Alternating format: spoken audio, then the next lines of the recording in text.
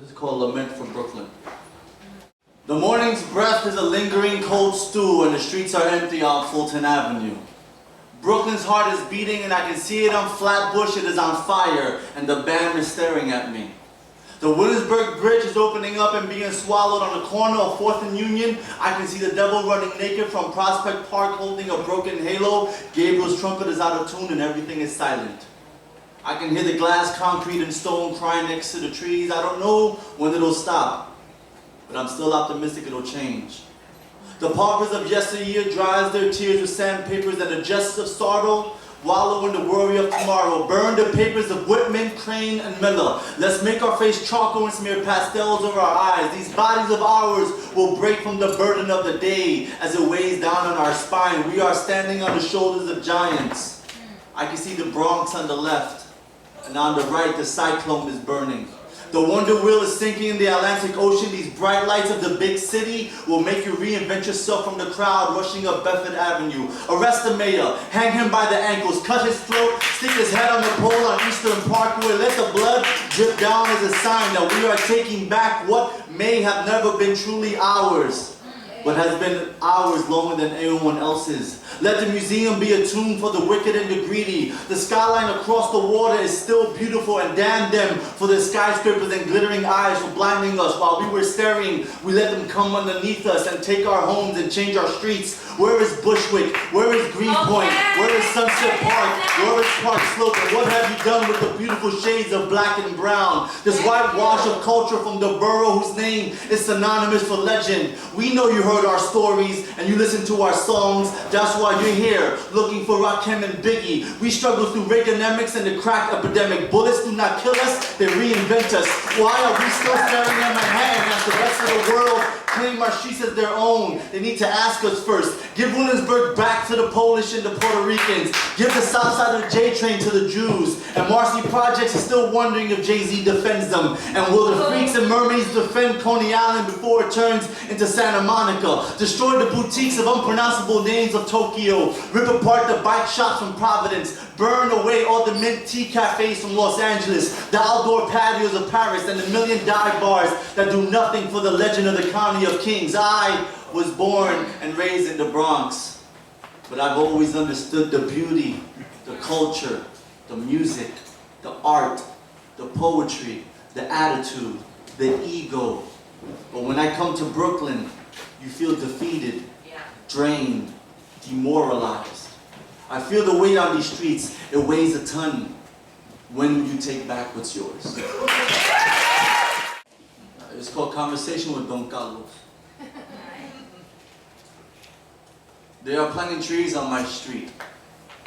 They have repainted all the buildings, and the graffiti is off the walls. This is the re-beautification of the Grand Concourse. But Don Carlos is 87 years old, the old man who stands in front of my building every day dressed as if a game of dominoes is still the social event it used to be. He has been here since 1953. Same apartment, same straw hat, same strut, and is being pushed out for an increase in rent. The building pipes, 30 years my senior, have been redone. New kitchen, new bathrooms, new everything. And with the influx of young professionals, the landlord believes that they can make more money with the youth than be loyal to the tenants who have supported them since the 50s. And they have raised the rent a few $100s more. An 87-year-old man whose English consists of hello, thank you, and you look lovely today, madam, with an accent probably taught by television. He is what is beautiful about my block. He is vivacious for life. It should be studied. He loves playing salsa, dominoes, dances better than all of us, and has been told that he has to leave the premises in 90 days. He has never missed a month of rent and has never been on welfare. His social security was wonderful in the 80s and the 90s. But things are getting hard, aren't they, hijo de fela? I nod my head. I hope he knows what we're talking about. He speaks to me in his raspy voice, and I see the tears of his eyes. He tells me he will probably need to move into a home or find another apartment, and he asked me, what does gentrification mean? I try to tell him it's a term used by the city to make things beautiful. And he asked, but for who? I tell him, I don't know, Don Carlos. I don't know. I've seen kids on these streets overrun playing stickball, Football when the weather and the sun decide to cooperate. I've seen children grow up and have children like you, hijo de fela. How is your mother? She's fine, growing old gracefully. He says, that's good. She's a good woman. Always spoke to me with respect. I have been here majority of my life. Puerto Rico is nothing but a past of postcards and airplane rides. I ride the train more than carro público, and when I arrived here, I knew I would never need to drive again. And I agree with him. He gives me a compliment on my hair and the loud guitar playing he hears in the morning. He tells me he hopes he can stay because he thinks nothing will ever be more beautiful than the view he has in the morning as the sun creeps in over the church across the street and fills his room with heat and light. That has been my rooster since 1953. And I bless the Lord every day that I get up out of bed and have the privilege to see this metropolis every day. You, hijo de fela, write that in a poem. Yes, Don Carlos, I will. And this is called Love Letter to the Bronx.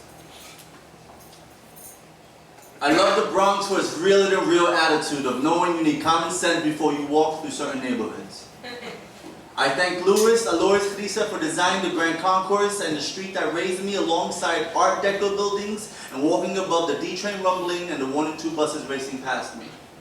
I love you, 161st Street, for filling my dreams and stomachs with hot dogs and french fries and the stench of stale beer that lingers in Yankee Stadium. The vomit that has been washed away from the train station will surely be back tomorrow at the same time.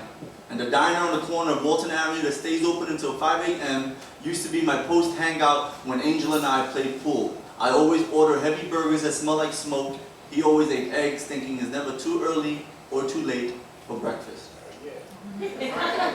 I love you, Fordham Road, for the row of fast food chains that compete for my dollar up and down the hill, and fast meals and fast service, and can you eat your food quickly and leave? When did eating and the beauty of a meal become so insignificant that it takes less than 5 minutes to devour?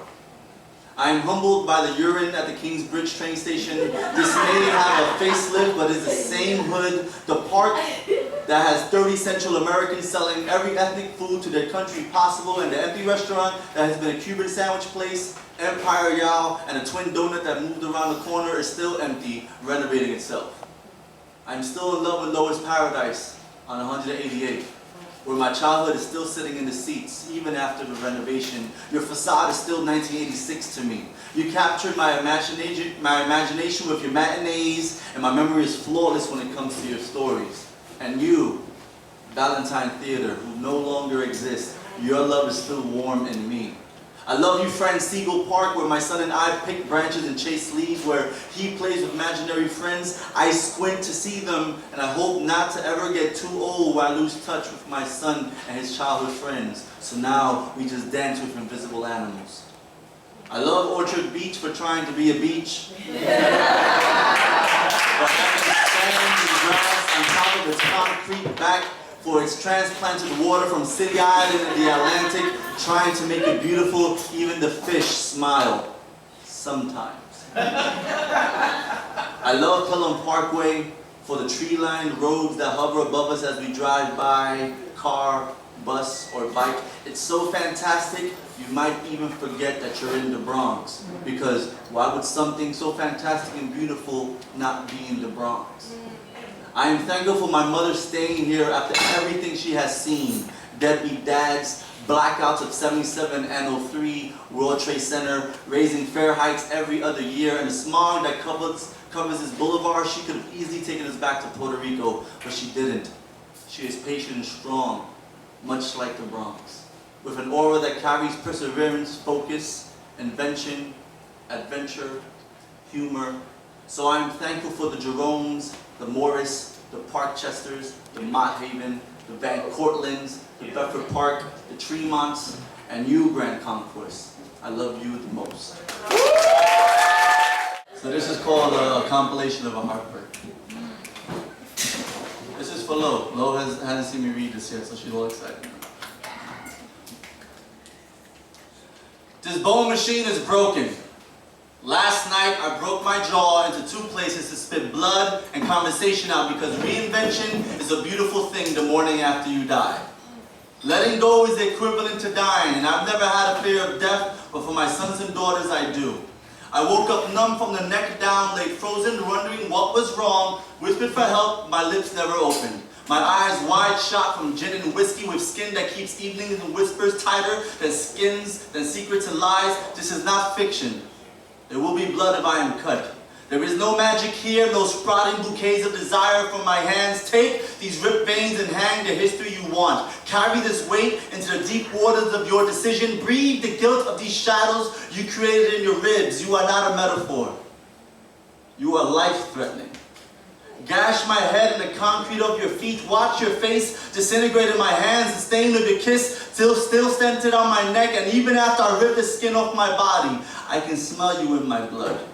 The song of your name is a death crawl, and regardless who wears it, they become you. Give to me all the secrets you kept under your tongue that you wanted me to eat. Give to me the questions you never asked, the ones that would save us from becoming the inevitable piece of art we now are. There is no last goodbye and heartbreak, just a silence that is deafening. And this is a release, an opening sentence in a conversation of self-preservation. I am not a victim. But that does not mean I don't need help. I speak of reinvention because that saved me more than once. So now I stand in the same room we made love in, and I burn it all. Everything is in flame, and it looks beautiful. All the blues and oranges are tangled together, dancing as the smoke rises. Burn away the memories for tomorrow is prepared to give me new ones. And yesterday is a slowed down scene of black and white caught in the fire. This heart is not broken anymore, but it still bleeds. These hands still write your name unconsciously. My eyes have been taught not to search for you in the crowd. And these feet, watch where they walk because your feet were there an hour before. This love is mine once more. Once yours, but no more. I used to speak about